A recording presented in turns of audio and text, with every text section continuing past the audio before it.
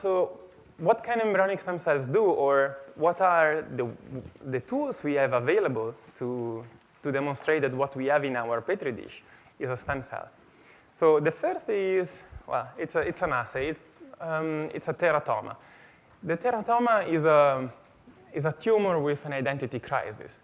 It doesn't really know what it is and what it has to do.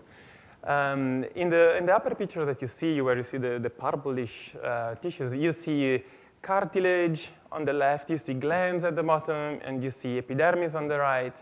That's because the cell is so powerful that it can differentiate while expanding, but without the environment instructing the cells to differentiate into a specific tissue, just the cells differentiate into whatever. So into teratoma, you can find a tooth, you can find hair, you can find muscles, you can find cartilage, you can find all the different strange tissues in a teratoma. And the second thing that embryonic stem cells can do is to form chimeras.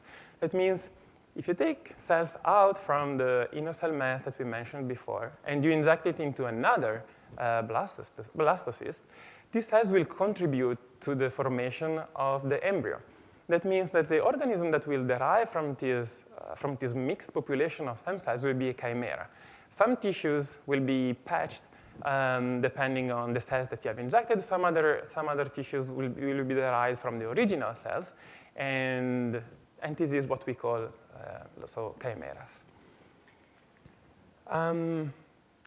Obviously, there are ethical concerns about the uses of embryonic stem cells, because you have to destroy the blastocyst in order to get to the inner cell mass.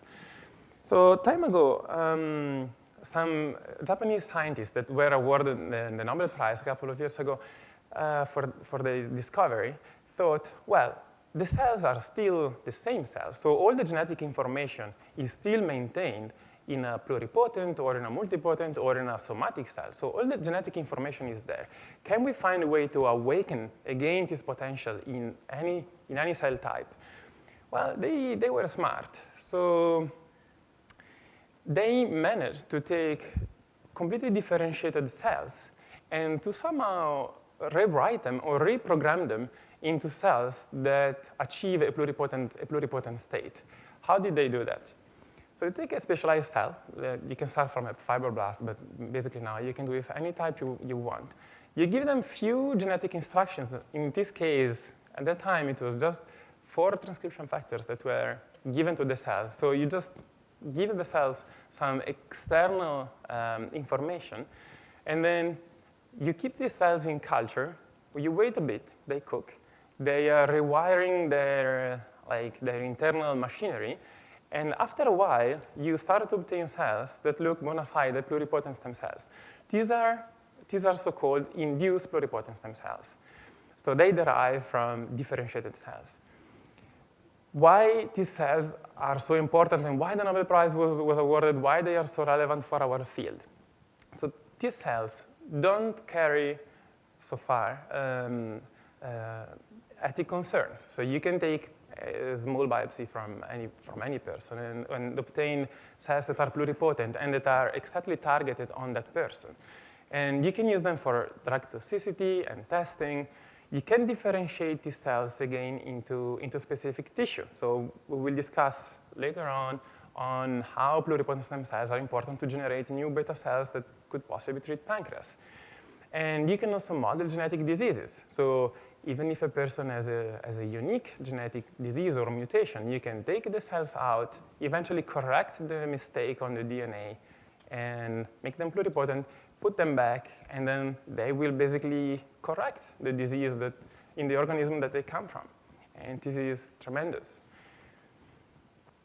Other uses of stem cells. Now we go back to adult or multipotent stem cells.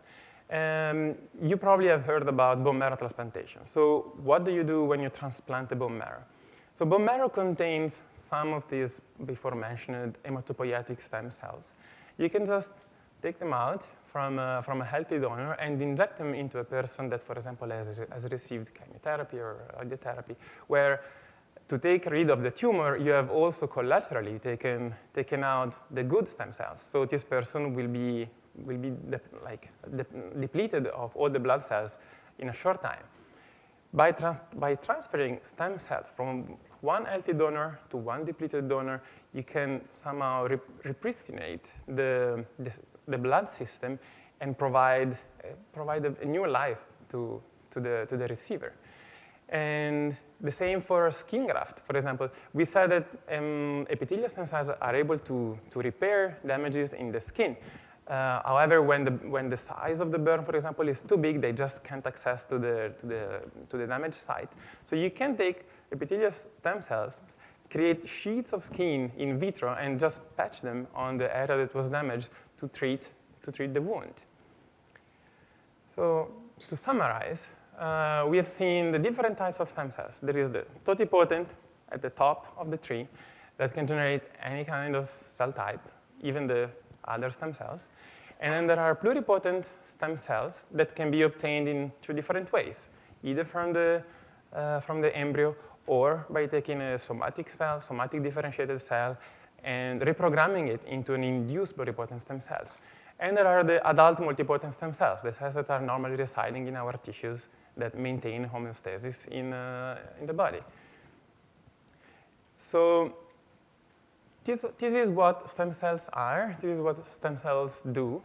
Why they are so relevant? So today, the discussion will focus on their use for regenerative medicine and to treat diseases that at the moment have no cure. There are no drugs that you can use to really treat these diseases, or maybe with stem cells you can envision a cure rather than just a treatment. And the focus will be on diabetes, as you can see from your program, and I'm really happy to give the stage to the further speakers. Thank you.